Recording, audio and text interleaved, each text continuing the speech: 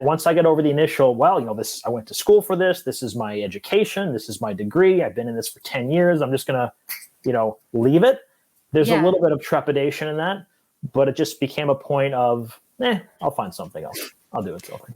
Yeah. How did you overcome that part specifically? What you just said right now, that you overcame that feeling of, okay, I studied this, therefore I need to continue on this track, right? Because there's so many people like on my YouTube channel also commenting about that kind of dilemma that they have had, that they've been studying and investing so much time in this career already. So wouldn't it be like a waste to throw everything out of the window and start something completely new? So how do you deal with that? It's good. There's so many parts to answer that. I would say to some degree, yes, it is a waste.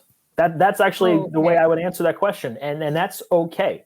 If you do that, almost treat it like they call it the gambler's fallacy. If I go gamble at a casino and I lose $1,000 on the roulette wheel, and people say, "Oh, I got to win my money back. I got to win my money back."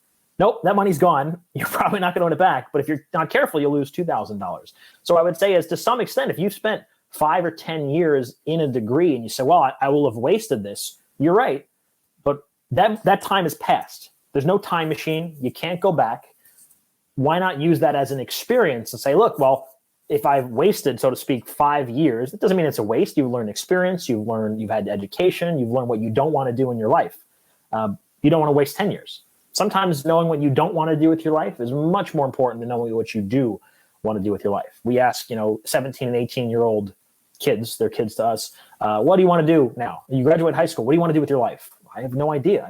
I'm 17 years old. That's okay. Do you know what you don't want to do with your life? Oh, well, I don't want to live in this part of the country. Well, I don't want to be in an office. Well, I do like an office, but I don't want to work weekends. That's cool. Whatever your goal is. So I would say to some of your fans and your subscribers thinking about that is, don't be so tied up. I'm sure there's a million other people will say, no, you're not. It's not a waste. It might be a waste. You might have wasted 3 or 4 or 5 years. You could argue that I waste 10 years of my career.